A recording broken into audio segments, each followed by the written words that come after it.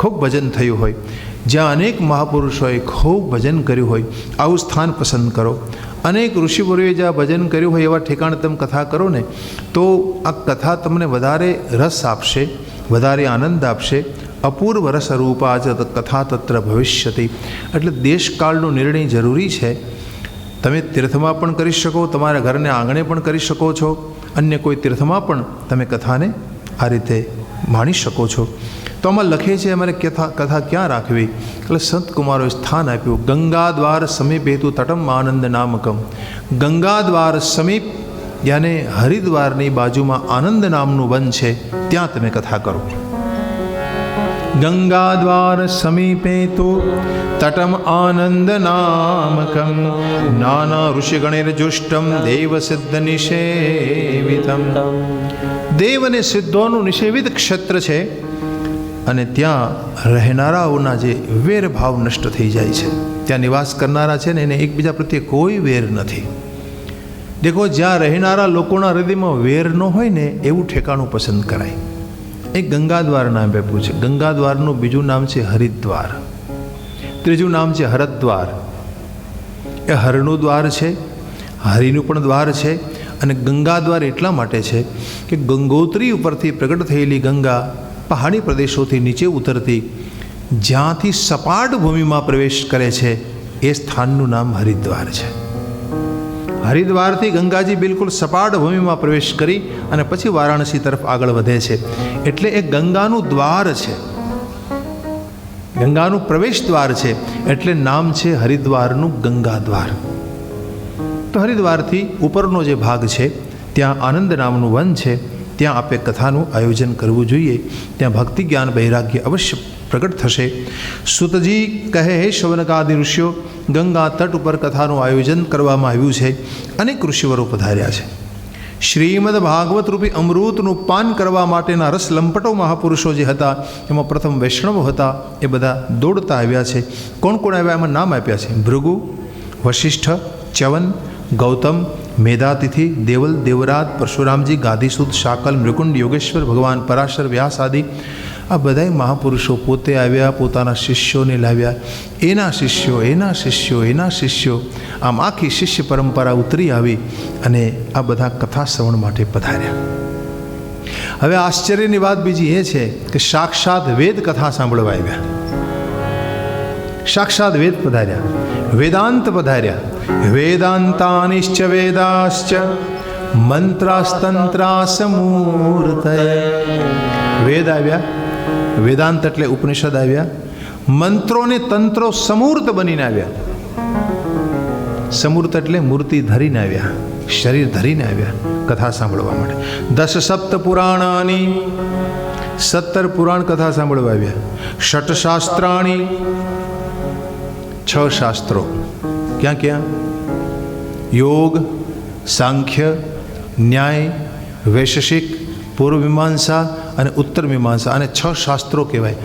6 શાસ્ત્રો કથા સાંભળવા આવ્યા. બીજું કોણ આવ્યું? ગંગાદી નદીઓ આવી. ગંગાદ્યા સરિતસ્તત્ર પૌષ્કરાદિ સરાંસી ચ ક્ષેત્રાણી ચ દિશ સર્વા દંડકાદિ વનાની ચ. દેખો મેરે ભાઈ બહેન, તમે કથા સાંભળો, એમાં નવાઈ નથી. ગંગાજી કથા સાંભળે છે. મારા ને તમારા પાપને ગંગા નષ્ટ કરે છે, પણ ગંગાને પોતાના પાપ ધોવા હોય તો એને કથા સાંભળવી પડે છે. ગંગા મૈયાને તમે કથા સંભળાવો. તમે હરિદ્વાર જાઓ ને તો ગંગાજીને કિનારે બેસીને વિષ્ણુ સહસ્ત્રનો પાઠ કરો. ગંગાને કિનારે બેસીને તમે ભાગવતનું પારાયણ કરો. શ્રીમદ ભાગવતનો એક અધ્યાય એને સંભળાવો, રામકથા એને સંભળાવો. ગંગાજી બહુ પ્રસન્ન બને છે. તમને અનુભવ થશે કે મારા મુખેથી કથા સાંભળીને ગંગાજી કેટલા રાજી થયા છે. ગંગા મૈયાને કથા સાંભળવી ખૂબ ગમે છે. આજે પણ ગંગાજી કથા સાંભળીને આહલાદનો અનુભવ કરે છે. આમાં લખે છે ગંગાજી, યમુનાજી આદિ જે નદીઓ છે, ગંગા, યમુના, તાપ્તી, સાબરમતી, સરસ્વતી આદિ આ બધી જ નદીઓ કથા શ્રવણ માટે પધારી. તમામ ક્ષેત્રો પધાર્યા, તમામ વન પધાર્યા, પહાડો આવ્યા, હિમાલય, ગિરનાર આદિ પહાડો, દેવ, દાનવ, ગંધર્વ આ બધા આવ્યા. નહોતા આવ્યા એને ભૃગુ ઋષિ સમજાવીને લાવ્યા. कि चलो भाई पास में कथा हो रही है और आप यहाँ बैठे रहते हैं। कथा श्रवणનો અવસર બાજુમાંથી ગંગા વહી જતી હોય અને તમે મોકો ગુમાવી દો, આ તો તમે તમારા દુર્ભાગ્ય કહેવાય. સમજાવીને લાવ્યા. હવે યજમાન છે નારદજી. મુખ્ય યજમાન કોણ છે? નારદજી.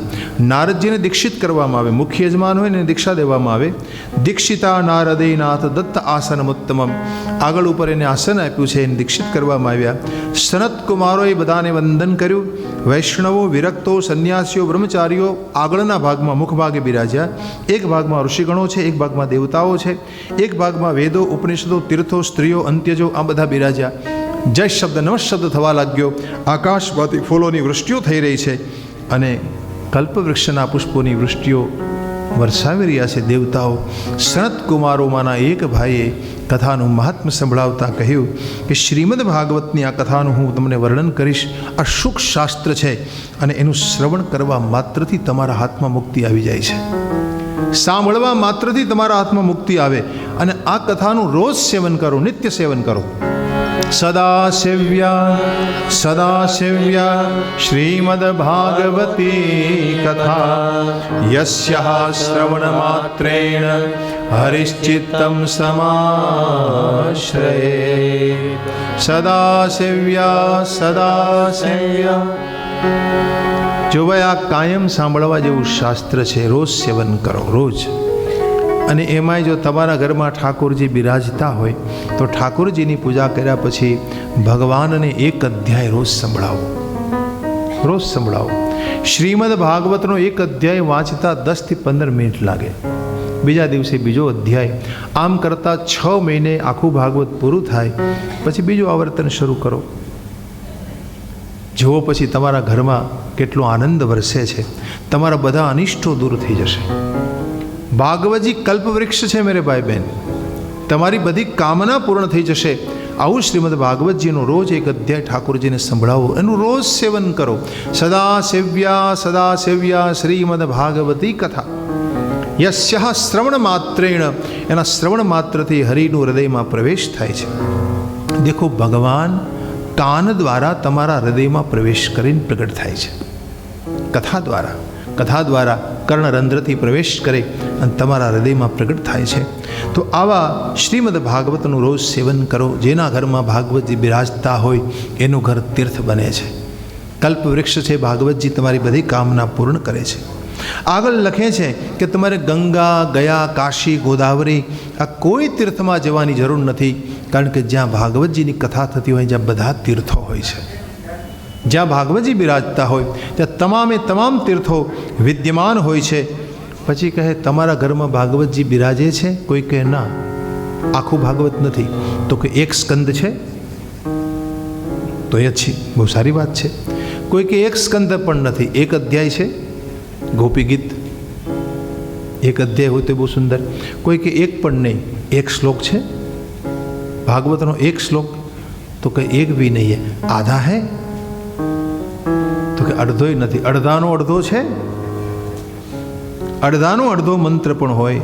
એટલે આમાં આ મંત્રમાં લખે છે શ્લોકાર્ધમ શ્લોકપાદમ વા નિત્યમ ભાગવતોદ્ભવમ પઠસ્વ સ્વમુખેનૈવ યદિચ્છસી પરાગતિ.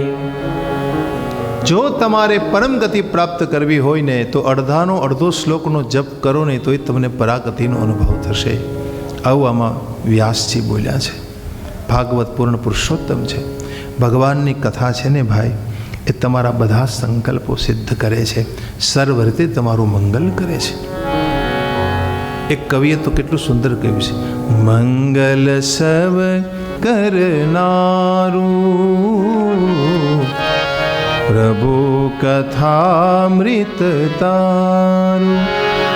મંગલ સવ કરનારું પ્રભુ કથામૃત તારું. બ્રહ્માદિ દ્વારા એ ગવાતું, બ્રહ્માદિ દ્વારા એ ગવાતું. બ્રહ્માદિ દેવોએ આનું ગાન કરે છે. બ્રહ્માને પણ કથા સાંભળવી પડે છે, ત્યારે એને શાંતિ મળે છે. ब्रह्मादि द्वारा हे गवातु, ब्रह्मादि द्वारा हे गवातु। त्रिभुवन आखू पावन थातु, त्रिभुवन आखू पावन थातु। त्रिविध ताप हरनारू, त्रिविध ताप हरनारू। प्रभु कथामृत तारू, प्रभु कथामृत तारू। मंगल सब करनारू, मंगल सब करनारू। તમારા અને મારા ત્રિવિધ તાપોને કથામૃત નષ્ટ કરે છે, लेकिन सुनने वाले को सुनता पापी पाप निवारे, सुनता पापी पाप निवारे। पहुँचे भव सागर ने किनारे, पहुँचे भव सागर ने किनारे। सुनते सुनते भवसागर तक हम पहुँच जाते हैं। ભગવાનની કથા જેણે સાંભળી છે ને ભાઈ, એને ભવસાગર તરવો ખૂબ સહેલો થઈ જાય છે. પછી કહે કે તમારે સાગર તરવો હોય તો જહાજમાં બેસવું પડે ને. જહાજ ક્યાં મળે? પોર્ટ ઉપર, બંદર ઉપર. તો કથા છે ને એ બંદર છે, પોર્ટ છે. અહીંયા તમે આવીને બેસો ને તો તમને તરવા માટેની નૌકા મળી જાય, કોઈ જહાજ મળી જાય. એટલે કહે છે સુણતા પાપી પાપ નિવારે, સુણતા પાપી પાપ નિવારે. પહોંચે ભવ સાગર ને કિનારે, પહોંચે ભવ સાગર ને કિનારે. ભક્તિ મુક્તિ બારું, ભક્તિ प्रभु कथामृत तारू, प्रभु कथामृत तारू. मंगल सब करनारू, मंगल सब करनारू. भक्ति मुक्ति बारू, बारू એટલે બંદર દેશી ભાષામાં. ભક્તિ મુક્તિનો આ પોર્ટ છે, બંદર છે.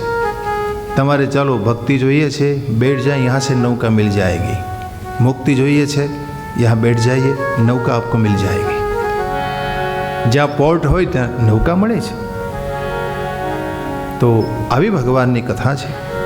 फिर कहते हैं જે જન એનું કથન કરે છે, જે જન એનું કથન કરે છે, ભાગ્યનું પાનું એનું ફરે છે, ભાગ્યનું પાનું એનું ફરે છે.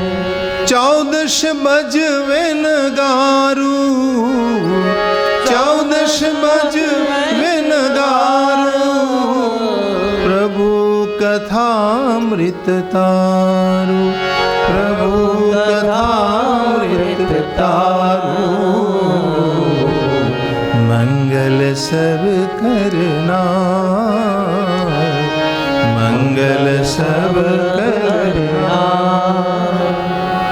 ચારેય દિશાઓમાં તમારી વાહવા થાય છે જે કથા સાંભળે છે, એનું ભાગ્ય બદલે છે. જો ભાગવતનો એક અર્થ છે ભાગવત, ભાગ એટલે ભાગ્ય અને વત એટલે વધારે.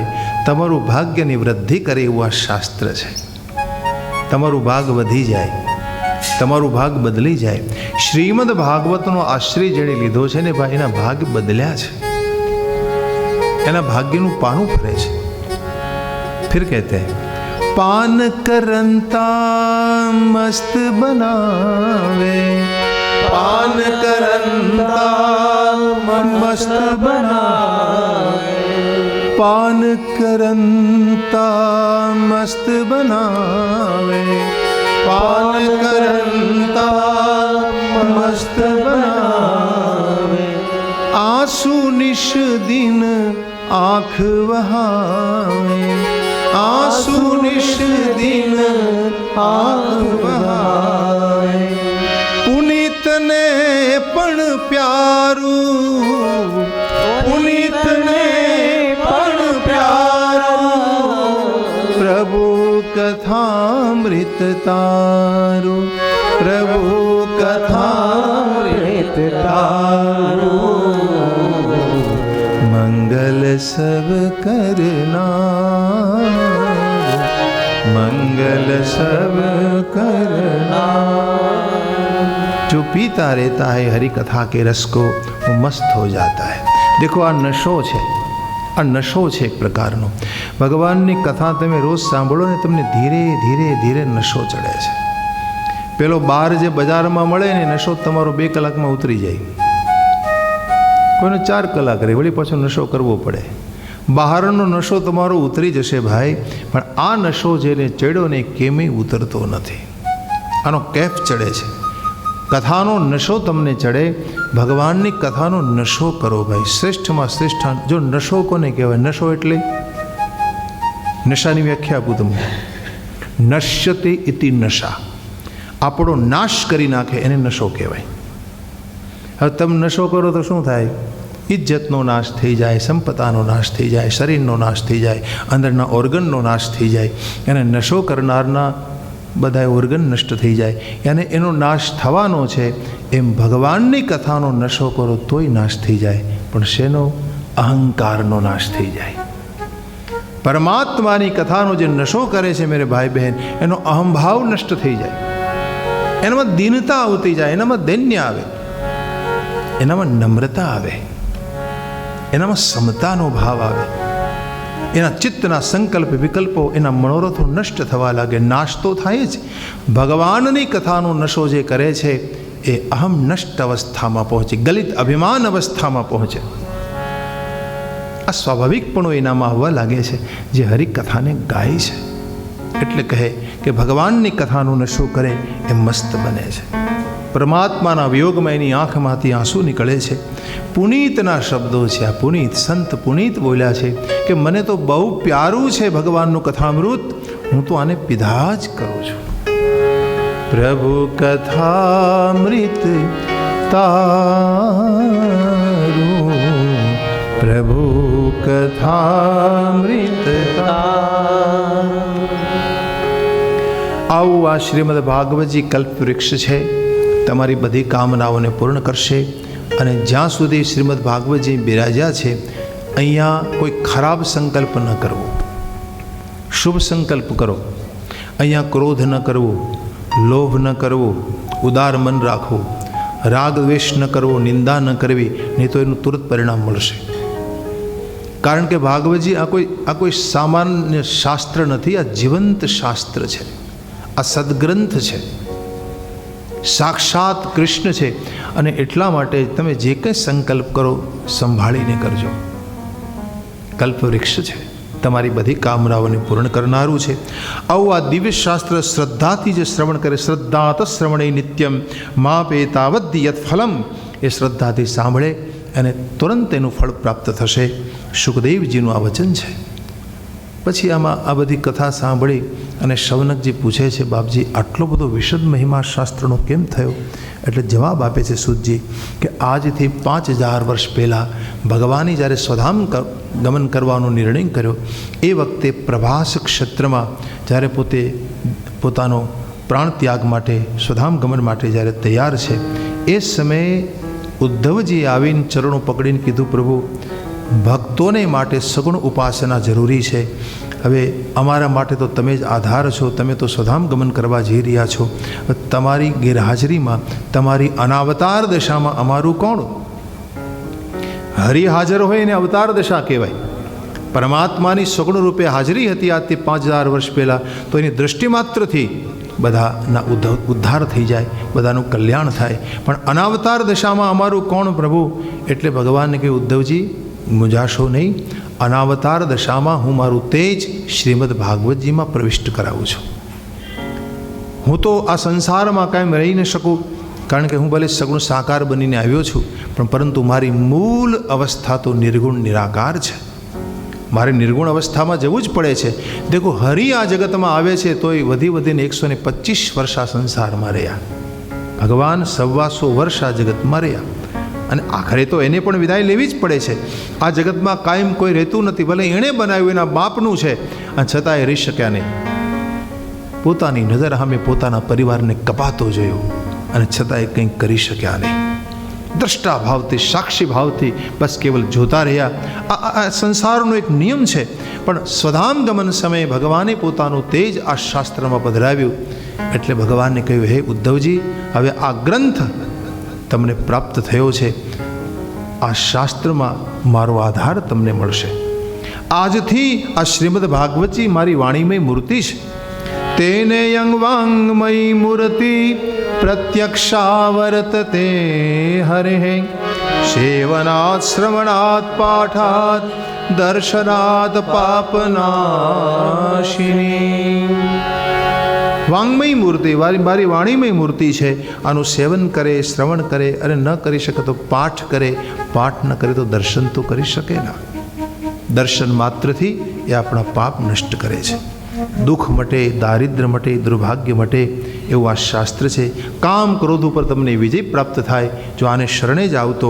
અને વૈષ્ણવી માયા જે દુષ્ટ્ય છે, જેને તરી ન શકાય એવી, એને તરવી હોય તો આ ગ્રંથનું શરણ તમારે લેવું જ પડે. શ્રીમદ ભાગવતજીનું મહિમા ગાન કરી અને કથા શ્રવણ કરાવ્યું. પૂર્ણાહુતિના સમયે યજ્ઞ મંડપમાં અદ્ભુત આશ્ચર્ય થયું. ભક્તિ મહારાણી પોતાના બંને યુવાન પુત્રોને લઈને પ્રગટ થયા.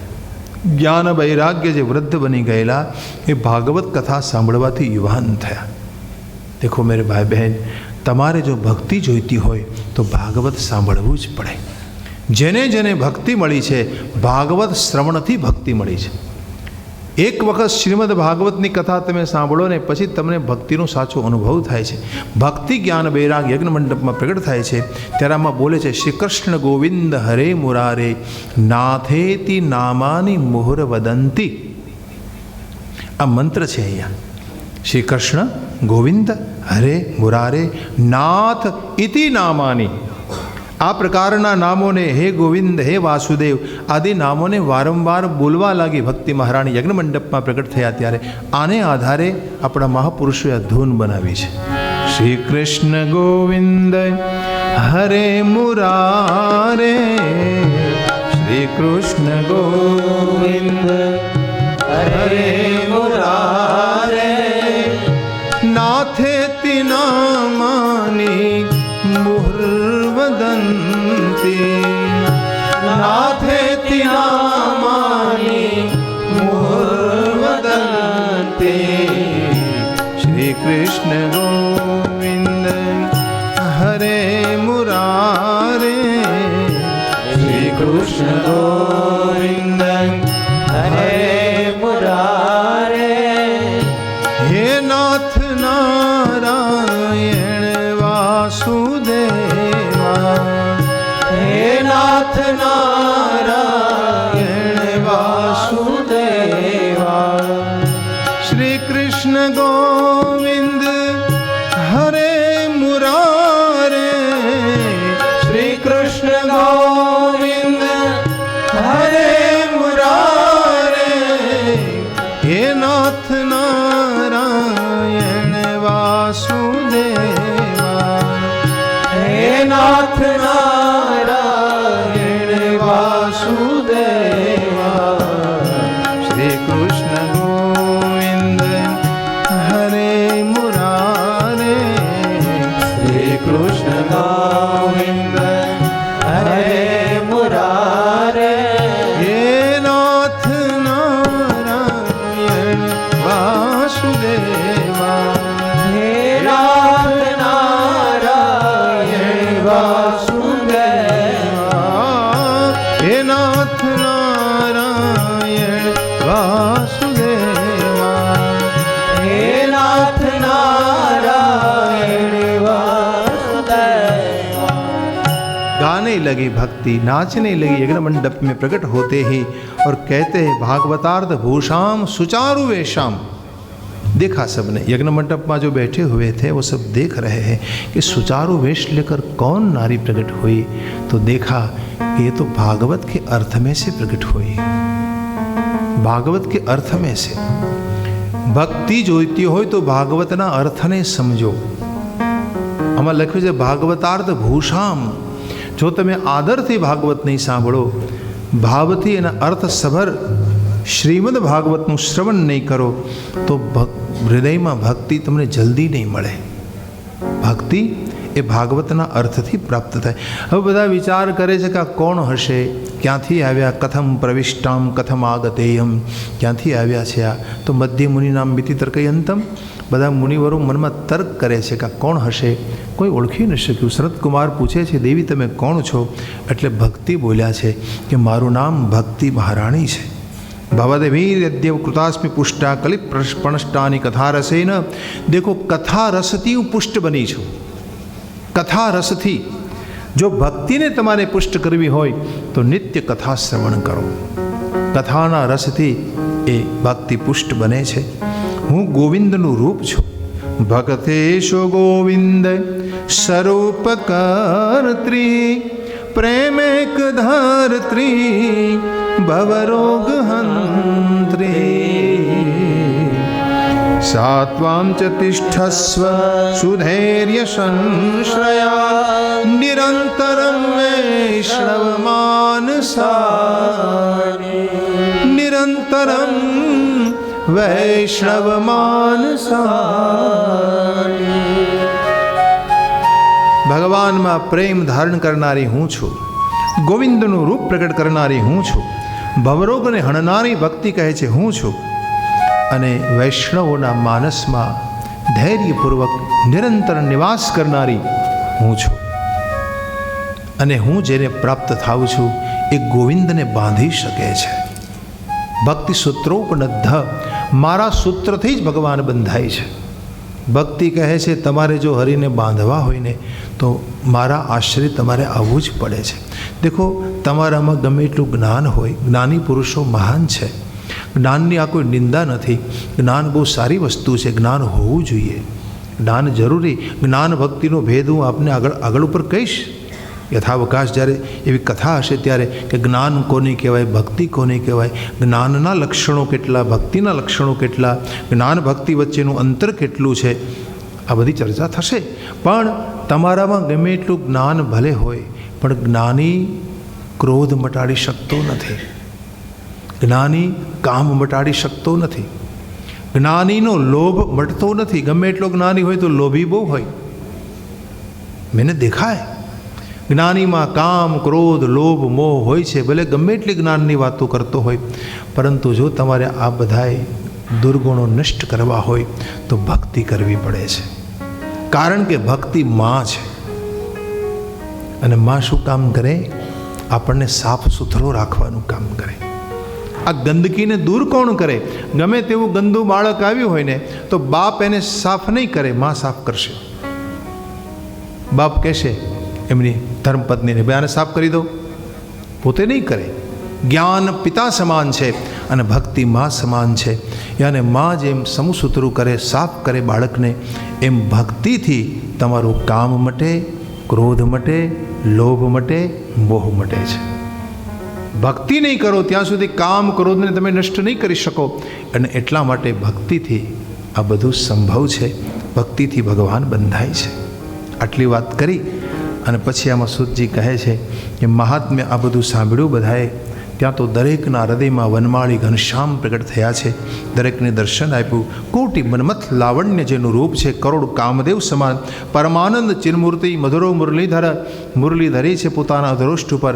દરેકના હૃદયમાં ભગવાને પ્રવેશ કર્યો, શંખનાદ થઈ રહ્યો છે, આકાશમાંથી ફૂલોની વૃષ્ટિઓ થઈ રહી છે। આ કથા સાંભળીને કહે છે કે લોકોની દેહ ગેહ વિસ્મૃતિ થઈ ગઈ, शरीर भुलाई गया, घर भुलाई गया, देह ने गेह विस्मृति थे, देह गेहात्म विस्मृति, दृष्टवाज तन्मयावस्था।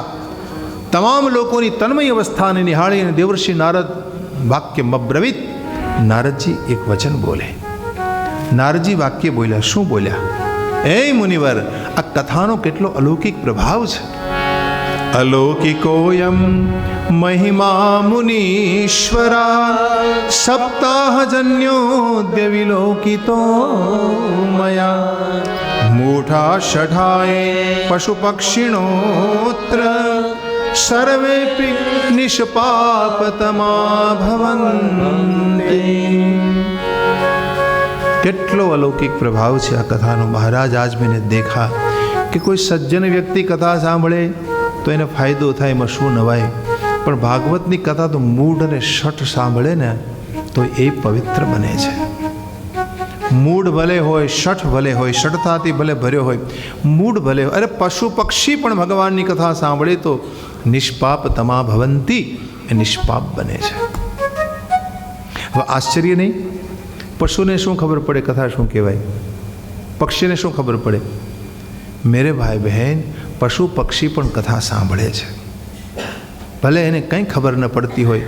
મેં અનુભવ કિયા હૈ કે કથા શરૂ હોય ને ત્યાં સુધી પક્ષી એકદમ શાંત હોય છે, પૂરી પ્રકૃતિ કથા સાંભળે છે મેરે ભાઈ બહેન। જો તમે કથા જ સંભળાવો તો પૂરી પ્રકૃતિ કથા સુનતી है। પૃથ્વી કથા સાંભળે, આકાશ સાંભળે, અગ્નિ સાંભળે, આ બધા તત્વો કથા શ્રવણ કરીને ખૂબ આનંદનો અનુભવ કરે છે। પશુ પક્ષી પણ કથા સાંભળે તો નિષ્પાપ બને, મૂઢ અને શઠ કથા સાંભળે નિષ્પાપ બને, તો પછી સજ્જન વ્યક્તિ તો નિષ્પાપ બને જ ને। મૂઢા શઠાએ પશુ પક્ષીણોત્ર, આ બધાય અધિકારી છે કથા શ્રવણ કરવાના, શ્રીમદ ભાગવત શ્રવણ કરવાના। કલિકાળમાં ચિત્તને શુદ્ધ કરવા માટે ભાગવત સમાન કોઈ ઉપાય છે જ નહીં। નાસ્તિ કિંચિત ચિત્તસ્ય શોધાય કલો પવિત્રમ, અને તથૈવ કથા સમાનમ ભવિનાસ્તિ ચાન્યત, ભવિનાસ્તિ ચાન્યત। આ ભૂમિ ઉપર અન્ય કોઈ સાધન એવું છે જ નહીં કે જે તમને પવિત્ર બનાવે। કથા સમાન કોઈ આવું સાધન તમને મળશે નહીં। અને આગળ કહે છે, કોને કોને વિશુદ્ધ નહીં કરાવે કથાએ, કોને કોને આ સંસારમાં કેટલાય પાપી જીવો થયા, પણ આ બધાને ભગવાનની કથાએ વિશુદ્ધ કર્યા છે। આ તો કૃપાલુ મારા વ્યાસજીએ લોકહિતનો વિચાર કરીને કથાનો પ્રકાશ કર્યો। જો એણે આપણને કથા ન આપી હોત તો મારું તમારું શું થાત? કૃપાલુ વીર લોકહિતમ વિચાર્ય પ્રકાશિત કોપી નવીન માર્ગ, ऐसा कहा। प्रकाशित कह अपि नवीन मार्ग, આ નવો માર્ગ છે, નવો રસ્તો છે। આ નવા માર્ગનો મારા વ્યાસજીએ પ્રકાશ કર્યો। આનો અર્થ એ થયો કે તમે ભાગવત ગમે એટલી વાર સાંભળો તમને નવું લાગશે। તમે રોજ પાઠ કરો, તમે અનુભવ કરી શકશો કે જ્યાં ભાગવતજી ખોલો અને આમ પન્ના હલવા લાગે એના એક પછી એક, અને પાઠના મંત્રો તમે જ્યારે શરૂ કરો તમને લાગશે નયા હે નયા હે નયા હે, નવું છે નવું છે, આવું તમને દેખાશે। રામચરિત માનસનો પાઠ કરો તોય ભલે, ભાગવતનું પારાયણ કરો તોય ભલે, તમને નવું છે આવો અનુભવ થશે। આમાં શબ્દ આપ્યા છે, પ્રકાશિત કપી નવીન માર્ગ, આ નવું છે, નવીન માર્ગ। આ કોઈ જૂનો માર્ગ નથી, આ પુરાણો માર્ગ નથી, આ નવીન માર્ગ છે। જો જ્ઞાન ગંગા હોય ને, તમે ગંગા સ્નાન કરવા માટે જાઓ તો ગંગા એની એ જ છે, પણ ગંગામાં તમે ડૂબકી મારીને બહાર નીકળો ને તો ગંગાનો કેટલો બધો પ્રવાહ તમારી ઉપરથી પસાર થઈ ગયો હોય। જે પ્રવાહમાં તમે ડૂબકી મારી હોય ને એનો એ પ્રવાહ નહીં હોય। ગંગા ભલે એની એ જ હોય પણ પ્રવાહ બદલાયા કરે છે। તમે જેવી ડૂબકી મારો તો કેટલાય ગેલન પાણી તમારા મસ્તક ઉપરથી પસાર થઈ ગયું, ડૂબકી મારીને બહાર નીકળો તો એના એ જળમાં તમે બહાર નહીં નીકળો। એમ ભલે ગંગા એની એ છે, પ્રવાહ બદલાય છે, એમ શ્રીમદ ભાગવત કથા એ ભલે એની હોય પણ પરંતુ કથાનો પ્રવાહ બદલાય છે। જેમ ગંગાનો પ્રવાહ બદલાય છે એમ કથા પ્રવાહ બદલાયા જ કરે છે, અને એટલા માટે કથા નવી છે, નવીન માર્ગ છે। સનત કુમારો કહે છે, એ નારદજી, જે માનવ સદૈવ પાપરત હોય, દુરાચારી હોય, વિમાર્ગી હોય, ક્રોધાગ્નિમાં બળતો હોય, કામી હોય, કુટિલ હોય, પણ यहाँ આવે, યજ્ઞ મંડપમાં આવીને બેસે, કલૌ પુનંતી તે પવિત્ર બને છે।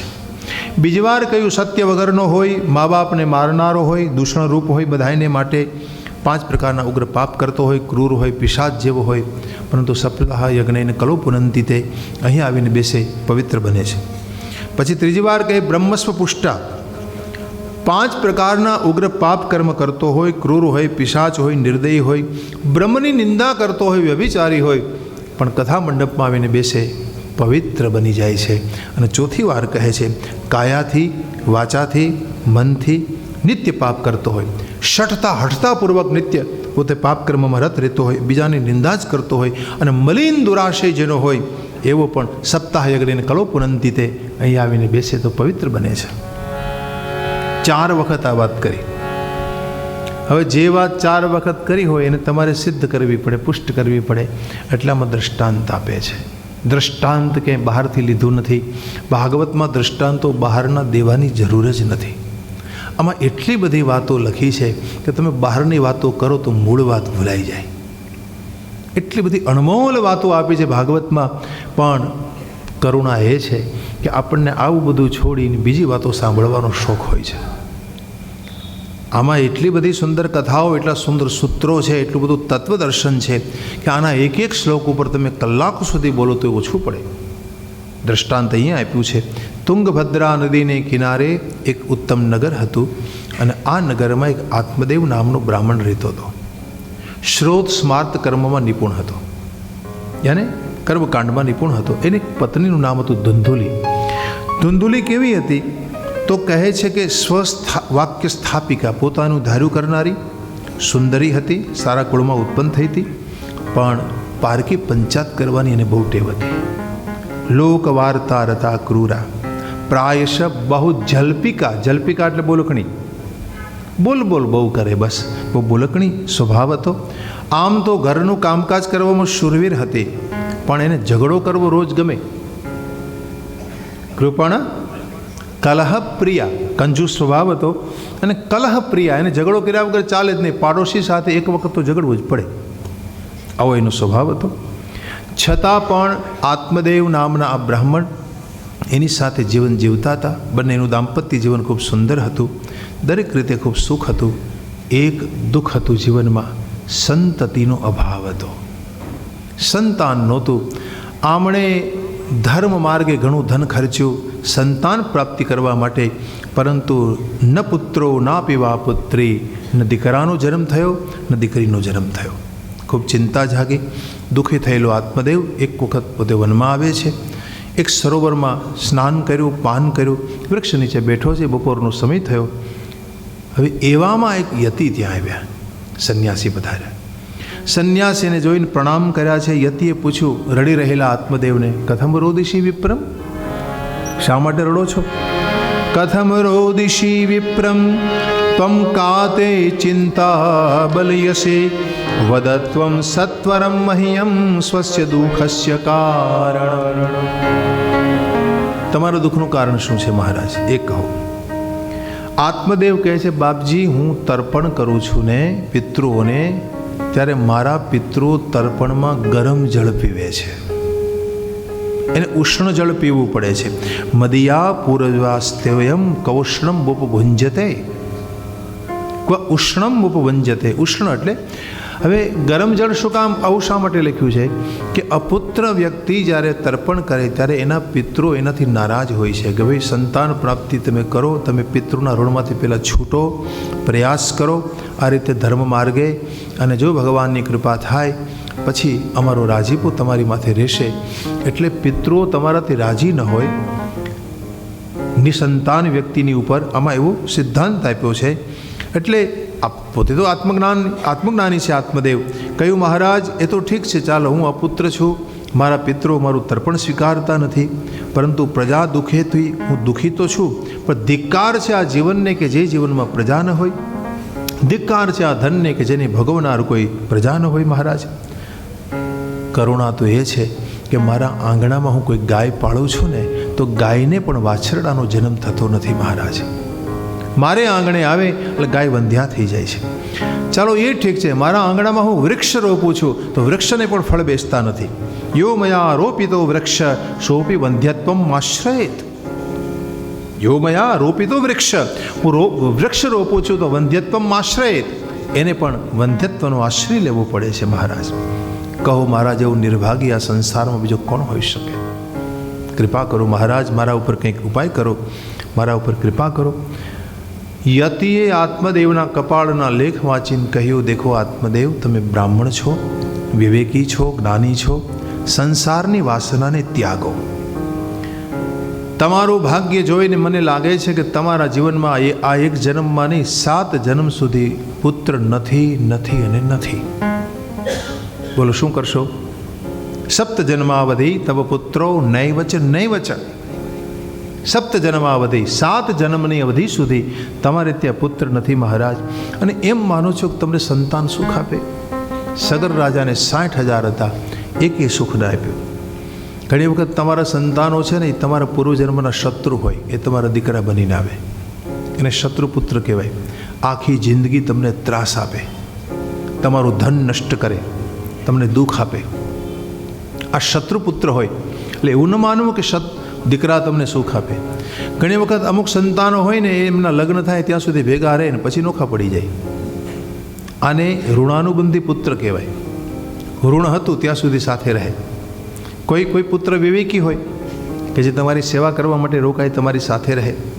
એટલે લેણ દેણના સંબંધો હોય છે આ બધાય. મેરે ભાઈ બહેન, જીવનમાં તમારો કોઈ દીકરો બનીને આવે, પિતા બનીને આવે, પત્ની બનીને આવે, સ્નેહી સ્વજન બનીને આવે, આ બધાની સાથે તમારું ઋણાનુબંધ હોય છે. અને ઋણ અનુબંધ જેવું પૂરું થયું એટલે આ શરીર છોડી અને એ જ ક્ષણે જતું રહેવું પડે છે. તમારું શરીર છૂટી જ જાય. તમારે રહેવું હોય તો તમે ન રહી શકો, કારણ કે ઋણાનુબંધ તમારું સમાપ્ત થયું છે. તો બાબાજી, તમે તો જ્ઞાની પુરુષ છો. ઋણ અનુબંધ જો તમારી સાથે કોઈનું હોય તો તમારો પુત્ર જરૂર બને છે. ન માન્યા આત્મદેવ કહ્યું, મહારાજ હું આત્મહત્યા કરીશ જો તમે મારા ઉપર કૃપા નહીં કરો. સંતનું હૃદય કરુણાથી ભરેલું હોય છે, એને કરુણા જાગી, દયા આવી.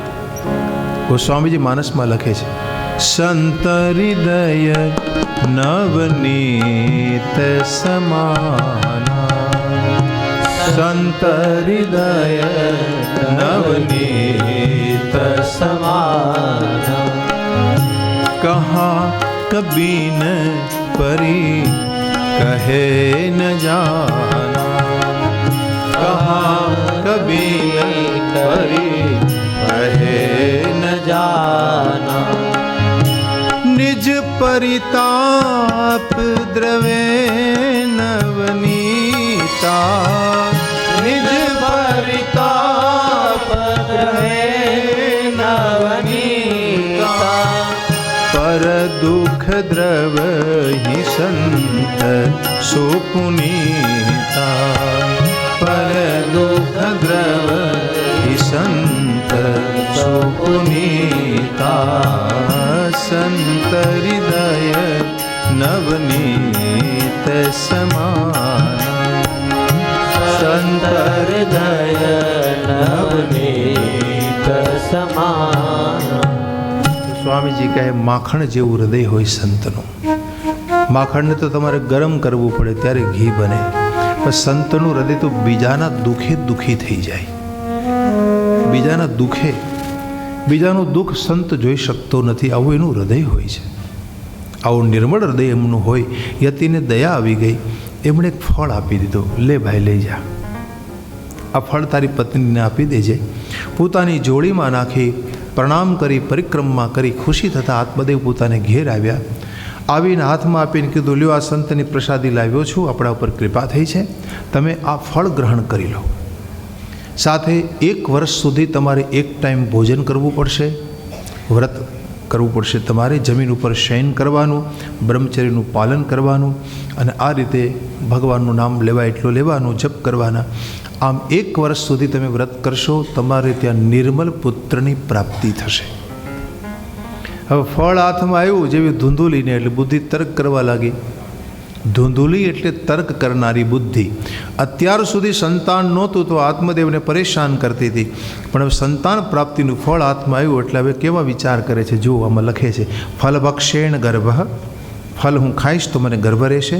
સ્યાદ ગર્ભેણો ઉદર વૃદ્ધિતા, મારું પેટ વધી જશે, હું બરાબર જમી નહીં શકું. સ્વલ્પ ભક્ષમ, ઊભા થવામાં ચાલવામાં મને તકલીફ રહેશે, હું અશક્તિ ધરાવીશ, ઘરનું કામકાજ નહીં કરી શકું. સ્વલ્પ ભક્ષમ તતો અશક્તિ ગૃહ કાર્યમ કથમ ભવે, ગૃહ કાર્યમ ઘરનું કામકાજ હું કેમ કરી શકીશ. પછી કહે છે કે પ્રસૂતિનું દારૂણ દુઃખ મારાથી કેમ સહન થઈ શકશે, મારું મૃત્યુ થઈ જાય તો. મરણમ ભવે પ્રસૂતો દારૂણો દુઃખમ સુકુમારી કથમ સહે, હું તો સુકુમારી છું, કેમ સહન કરી શકીશ? ચાલો એ ઠીક, પણ હું પથારીમાં જ્યારે પડી હોઉં, મારે સંતાનનો જન્મ થાય અને પથારી વશ હું હોઉં, ત્યારે નણંદો આવીને મારું ધન હરી જાય તો? કારણ કે નણંદોને સેવા કરવા બોલાવવી પડે, અને મારી ગેરહાજરીમાં હું જ્યારે સૂતી હોઉં, પથારી વશ હોઉં, ત્યારે મારું ધન લઈ જાય તો? મંદાયામ મય સર્વસમ નનંદા સંહરિત તદા. મારી નણંદો મારું ધન હરી જાય તો હું શું કરું? ચાલો એ ઠીક, પણ સાચું બોલવું ને પવિત્ર રહેવું ને આ બધા નિયમો કેટલા દુષ્કર છે. હું કોઈ દી સાચું તો બોલતી નથી. પવિત્ર કેમ રહેવું મારે? તો સત્ય શૌચાદિ નિયમો દુરારાધ્ય સદ્રશ્યતે. ચાલો એ ઠીક છે, પણ દીકરાનો જન્મ થયા પછી તો કે લાલને પાલને દુઃખમ પ્રસૂતાયામ જ વર્તતે. છોકરાનું લાલન પાલન કરવું એને મોટો નહીં. આના કરતાં તો વંધ્યા નારી સારી, આના કરતાં તો વિધવા સારી. વંધ્યા સા વિધવા નારી સુખની ચેતી તે મતી. મારી મતીએ છે ને વંધ્યા કે વિધવા સારી, એને સાચું સુખ છે. હું ફળ નહીં ખાઉં. આત્મદેવે પૂછ્યું, તમે ફળ ગ્રહણ કર્યું? ખોટી હા પાડી દીધી. જૂઠી નારી હતી, બિલકુલ ખોટા બોલી, ખોટી હા પાડી. એવામાં એની બહેન આવી થોડા દિવસ પછી. બહેન બહુ સ્વાર્થી વૃત્તિની હતી. એમણે ધુંધુલીને પૂછ્યું કે ચિંતામાં લાગો છો બેન, કે જો ના તમારા બનેવ્યા ફળ લાવ્યા છે, મને ખાવાનું કહે છે પુત્ર પ્રાપ્તિ માટે, મારે ખાવું નથી. એટલે સ્વાર્થી બહેને તરત મોકો જોઈ, લાગ જોઈને કીધું કે તમારે જો સંતાન જોઈતું હોય ને તો હું તમને આપીશ. મારે ત્યાં પુત્ર જન્મ થશે, બાળક જન્મ લેવાનું છે. જો પુત્ર હશે તો હું આપને આપી દઈશ. એના બદલામાં તમારે મારા પતિને ધન આપી દેવું. આ વાત તમારા પતિને ખબર પડવા દેતા નહીં. પણ આ ફળનું શું કરવું? તો કે આંગણામાં બાંધેલી ગાયને ફળ આપી દો. આંગણામાં ગાય બાંધી છે, એને ફળ આપી દો. સંતની પરીક્ષા પણ થઈ જશે. આમ બંને આ રીતે તરકટ રચ્યું છે, કોઈને કશી ખબર ન પડી. આત્મદેવે પૂછ્યું. ત્યાર પછી ધુંધુલી ગર્ભવતી હોવાનો ઢોંગ કરે છે. સમયાંતરે એમની બહેનને ત્યાં પુત્ર જન્મ થયો, એટલે ગુપ્ત રૂપે એમની બહેન ધુંધુલીને એમણે પહોંચાડ્યું આ બાળક. હવે જાહેરાત કરી કે ભાઈ મારે ત્યાં પુત્ર જન્મ્યો છે. આત્મદેવની ખુશીનો પાર ન રહ્યો. કહે કે દેખો સંતની પ્રસાદી પ્રાપ્ત થઈ છે, અમને ખૂબ ખુશી થઈ. આત્મદેવને છોકરાનું નામકરણ કરવામાં આવ્યું છે અને એનું નામ રાખ્યું ધુંધુકારી. હકીકતે આ નહોતી સંતની પ્રસાદી, આ તો દુર્જનનો છોકરો હતો.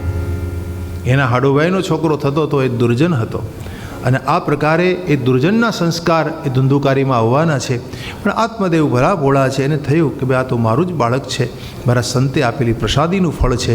એટલે ગીત વાદિત્રો વગડાવ્યા, ખૂબ ઉત્સવ કર્યો, બ્રાહ્મણોને દક્ષિણાઓ આપી અને આ છોકરાનું નામ ધુંધુકારી રાખ્યું. પણ 3 મહિના પછી, ધુંધુકારીના જન્મ પછી 3 મહિને આત્મદેવના આંગણામાં બાંધેલી ગાયને ત્યાં મનુષ્યના બાળક જેવા બાળકનો જન્મ થયો. કારણ કે પેલું ફળ ગાયને આપેલું ને. આ જગતના ઇતિહાસમાં અદ્ભુત ઘટના છે મેરે ભાઈ બહેન, કે ગૌ માતાને ત્યાં મનુષ્યના બાળક જેવા બાળકનો જન્મ થયો. આપણું વિજ્ઞાન પણ સ્વીકારે છે આ વાતને. શાસ્ત્ર તો કહે છે કે વધારેમાં વધારે નજીકનો સંબંધ જો આપણે કોઈ પ્રાણી સાથે હોય ને તો ગૌ માતા સાથે છે. ગાય માતા સાથે આપણો નજીકનો સંબંધ માનવામાં આવે છે.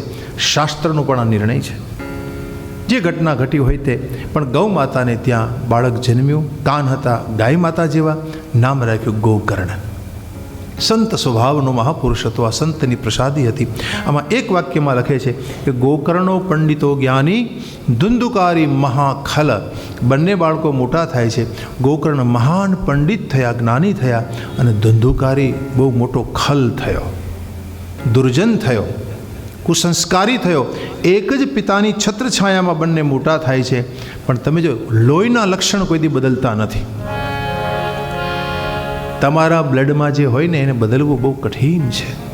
તમારા જે સંસ્કાર જે પરાપૂર્વથી તમારા માતા પિતાના ખાનદાની સંસ્કાર જે ચાલ્યા આવતા હોય એને બદલવા બહુ કઠિન છે. જો એક દુર્જનનો છોકરો સંસ્કારી પિતા નીચે ઉછર્યો પછી તમારે કોઈ બદલાવ ન આવ્યો ધુંધુકારીમાં. અને એક સંતની પ્રસાદી તમે જુઓ, એ સજ્જન છે, પંડિત છે, જ્ઞાની છે. બંને ભાઈ એક સાથે મોટા થાય છે. પરંતુ ધુંધુકારી ચોરીઓ કરતા શીખ્યો, ગાળો બોલે, ન ખાવાનું ખાય, અભક્ષ્ય ભક્ષણ કરે, પિતાનું માને નહીં, રોજ ફરિયાદો આવે. અને પિતાજી બહુ દુઃખી થઈ ગયા. વિચાર કરે છે આવો છોકરો મને કેમ પાક્યો? કંઈ સમજાતું નથી આત્મદેવને. દુઃખી થયેલા આત્મદેવ એક વખત બેઠા હતા પોતાના ઘરમાં, એટલે ગોકર્ણ આવ્યા. ગાય માતાના પુત્ર જે પાલક પિતા હતા એમના મહારાજજી આત્મદેવ, તો પોતાના પિતાને આવીને કે પિતાજી કેમ ઉદાસ છો? પણ જો ને આ તમારા ભાઈનું મને કષ્ટ છે, આ ધુંધુકારી કેટલું દુઃખ આપે છે. પિતાજી બહુ દુઃખી ન થાવ. બીજું કે આ શરીરનો તમને શું કામ મોહ છે? શું તમારે આ સંસારમાં રહીને કરવું છે? ભજન કરો ને પિતાજી, ભજન કરવાનો સમય છે. આ શરીરનો તમને મોહ હોય ને તો છોડો. આ શરીર હાડકાં અને ચામડાઓના માંસથી ભરેલું છે. આડાવડા હાડકાં એમાં ગોઠવી દીધા, ઉપરથી ચામડું મઢી દીધું છે. તમને સુંદર લાગે છે, પણ હકીકતે મળમૂત્રનો કૂવો છે.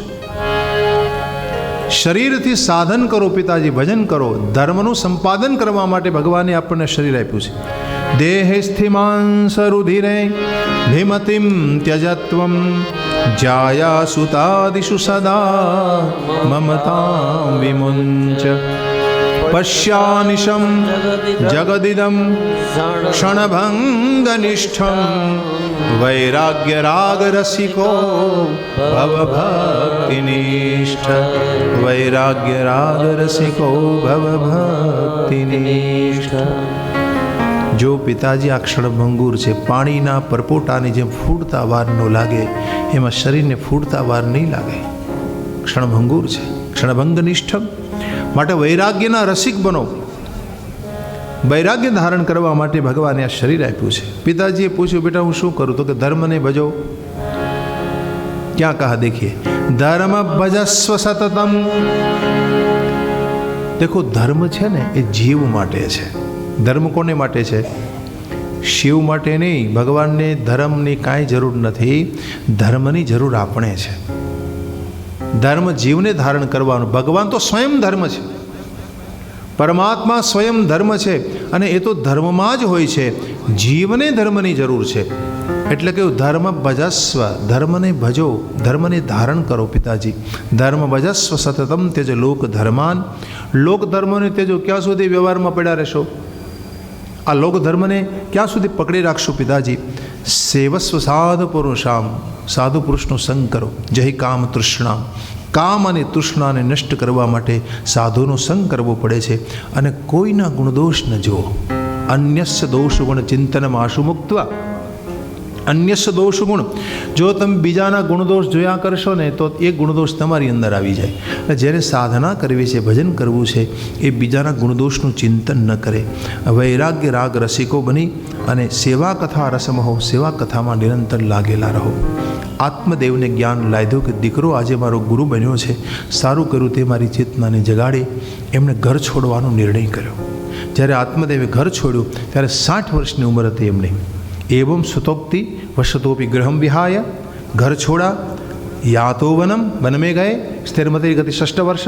પોતાની મતિને સ્થિર કરી. ત્યારે આત્મદેવ 60 વર્ષ 60 વર્ષના થઈ ચૂક્યા હતા. યુક્તો હરે અનુદિનમ. ક્યાં કિયા બન में आकर कुटिया बनाई. ठाकुर जी का भजन करने लगे, अर्चा करने लगे, भगवान सेवा करी. श्री कृष्ण महाप्रणियतम दशमस्य पाठात. कहते हैं कि रोज दशम स्कंदનો પાઠ કરતા હતા. આત્મદેવ શ્રીમદ ભાગવતજીના ઉપાસક હતા અને શ્રીમદ ભાગવતજીના 10મા સ્કંદના 90 અધ્યાય, પૂર્વાર્ધ અને ઉત્તરાર્ધ મળીને 90 અધ્યાય, રોજ આત્મદેવ 90 અધ્યાયનો પાઠ કરે છે. આખો દિવસ એમાં વીતતો હતો. અને સમય આવ્યો જ્યારે મૃત્યુનો. આમ લખે છે કે ભગવાન સ્વયં એને લેવા આવ્યા. જેના ઘરમાં શ્રીમદ ભાગવતજીનું પારાયણ થતું હોય, હું ગેરંટી આપીને તમને કહું છું કે ભગવાન તમને હાથ પકડીને લઈ જાય છે. પરમાત્મા તમને લેવા માટે આવે છે. આવું આ દુર્લભ શાસ્ત્ર છે. શ્રી કૃષ્ણ મહાપ્રણિયતમ દશમસ્ય પાઠાત. દસમ સ્કંદના પાઠથી ભગવાન કો वो पा गए. सूत जी कहते हैं बाद में पिताजी ગયા પછી ધુંધુકારીને એમ થયું કે ચાલો થોડી મુક્તિ મળી. આમ તો પાપમાં પ્રવૃત્ત છે. ગોકર્ણે પણ ઘર છોડી દીધું. ગોકર્ણને થોડો ડર લાગતો હતો. ગોકર્ણ ઘર છોડીને ગયા. હવે છૂટો દોર મળ્યો. બગડેલી 5 સ્ત્રીઓને લાવીને ઘરમાં બેસાડી એમની સાથે લગ્ન કર્યું. માતાને એટલું કષ્ટ આપ્યું. આ ખોટા બોલી માતાને પરિણામ કેવું આપજો કે આ છોકરાએ એટલું દુઃખ આપ્યું માતાને, ધુંધુલીને, કે ધુંધુલીને કૂવો પૂરવો પડ્યો. ધુંધુલીને આત્મહત્યા કરવી પડી. કારણ કે જેણે પોતાના પતિ સાથે જૂઠું બોલી, પતિ સાથે બનાવટ કરી, એના છોકરા માતાને પરેશાન કરે છે. ધુંધુકારીએ બહુ ત્રાસ આપ્યો, એમણે કૂવો પૂર્યો. હવે આ બાજુ ધુંધુકારીને તો એવું કંઈ હતું નહીં, એ તો પાપી પુરુષ હતો, બહુ પાપ કર્યા, ચોરીઓ કરે, પોતાનું ઘર ચલાવે. એક વખત મોટી ચોરી કરીને લાવ્યો હશે તો પેલી જે ચોર પત્નીઓ એમની હતી 5 એને ધન સાથે સંબંધ હતો. એમણે વિચાર્યું મોટું ધન લાવ્યો છે, મોટું ખાતર પાડીને લાવ્યો છે, તો હવે આપણે એને પૂરો કરી નાખીએ, આપણે ધન જોઈએ. રાત્રિના સૂતેલી અવસ્થામાં દોરડાથી બાંધ્યો ખાટલા સાથે, ધગધગતા અંગારા એના મુખમાં મૂક્યા અને એને મોતને ઘાટ ઉતાર્યો. ધન લઈને જતી રહી 5, એ હજુ સુધી કોઈને મળી નથી. ધુંધુકારી આ રીતે મૃત્યુ પામ્યો. કહે છે કે પ્રેત યોની મળી છે. જેણે યુવાનીમાં ખૂબ ખરાબ કામ કર્યા હોય એને પ્રેત બનવું પડે છે. અને એક વખત પ્રેત યોની તમને મળે પછી 10,000 વર્ષ સુધી પણ તમારી મુક્તિ ન થઈ શકે. જ્યાં સુધી તમને કોઈ સંત ન મળે, એની દ્રષ્ટિ પ્રાપ્ત ન થાય, ત્યાં સુધી તમારી મુક્તિ ન થાય. ભટકી રહ્યો છે પોતાના ઘરમાં પ્રેત યોનીમાં પ્રેત બનીને. આ બાજુ ગોકર્ણને કોઈ રસ્તામાં સમાચાર આપે છે કે તમારા ભાઈનું મૃત્યુ થયું છે. એટલે ભાઈ અને પિતાને માટે, બંને માટે ગોકર્ણે ગયામાં જઈને શ્રાદ્ધ કર્યું. ગયા તીર્થમાં શ્રાદ્ધ કરી પિંડદાન આપી ફરી પાછા આવે છે પોતાના ગામમાં. તો પોતાના ઘરમાં નિવાસ કરવાની ઈચ્છા કરી. ગામ લોકોએ કીધું ગોકર્ણને કે ભાઈ અહીંયા બહુ રહેવા જેવું નથી અને અમારે ઘેર પધારો, અમારે ઘેર કોઈ કે. તો કે નહીં, હું અહીંયા નિવાસ કરીશ. સાફ સફાઈ કરી આપી ઘરની. રાત્રિના સમયે ભોજન પછી ત્યાં નિવાસ કરે છે. એ સમયે ધુંધુકારી પ્રેતનું રૂપ ધરી અને નોખા રૂપ ધરી અને ડરાવી રહ્યો છે. સકૃન્મેષ સકૃદ હસ્તી સકૃશ્ચ મહિષો ભવત. ઘડીકમાં હાથીનું રૂપ ધરે, ઘડીકમાં બકરાનું રૂપ લે છે, ઘડીકમાં કોઈ અગ્નિનું રૂપ ધરે છે, ઘડીકમાં કોઈ પુરુષનું રૂપ ધરી લે, ઘડીકમાં પાડાનું રૂપ ધરી લે. આમ બિલગ રૂપ ધારણ કરી અને આ રીતે ગોકર્ણને ડરાવે છે. તો ગોકર્ણ કંઈ ડરે એવા હતા નહીં. ગોકર્ણે કહ્યું, અરે ભાઈ તું કોણ છે? કિંગ વા પ્રેત પિશાચો વા રાક્ષસો સ્થિતિ સંશન. તું પ્રેત છે, પિશાચ છે, રાક્ષસ છે, તું કોણ છે? જળ પ્રોક્ષણ કર્યું, ગાયત્રી મંત્ર ભણી એટલે પ્રેતને વાંચા આવી. પ્રેતે જવાબ આપ્યો, અહમ ભ્રાતા ત્વદીયોસ્મિ ધુંધુકારીતિ નામત સ્વકીયેનેવ દોષેણ બ્રહ્મત્વમ નાશિતમ મયા.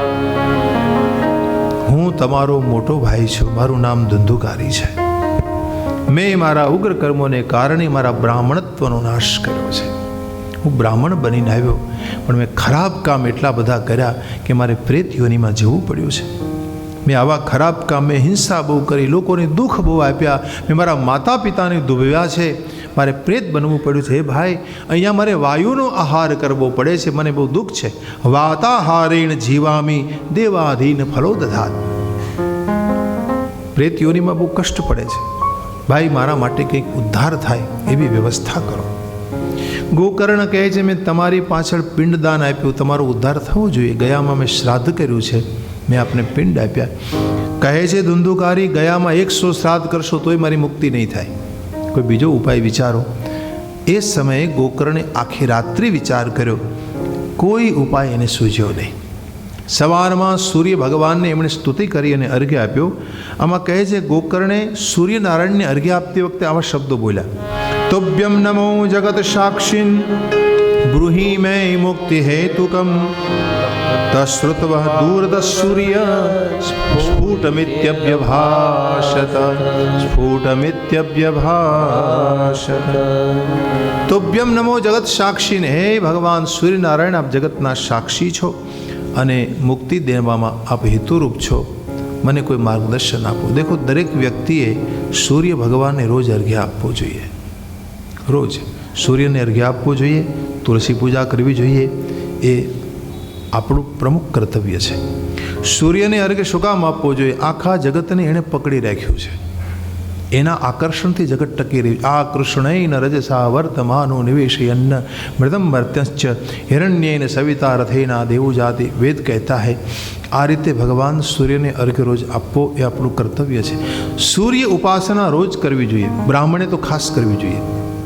દરેકે સૂર્ય ઉપાસના કરવી જોઈએ. સૂર્યને તમે અર્ઘ્ય આપો છો, શા માટે? શું કામ? જળ આપો ને, તમે એક લોટો જળ ચડાવો ને. જળ એ સૂર્યનો ખોરાક છે. શું કામ કરે છે જળ? સૂર્યનો ખોરાક છે. તમે જળ એને ચડાવો ને પોતાના કિરણોથી એ જળને શોષી લે છે, એનો ખોરાક છે. ભગવાન સૂર્યનારાયણ એ જળના એ તમે જે અર્ઘ્ય આપ્યો હોય છે એનાથી પ્રસન્ન રહે છે, શાંત રહે છે. આપણું કર્તવ્ય છે કે આપણે રોજ એને જળ ચડાવવું જોઈએ.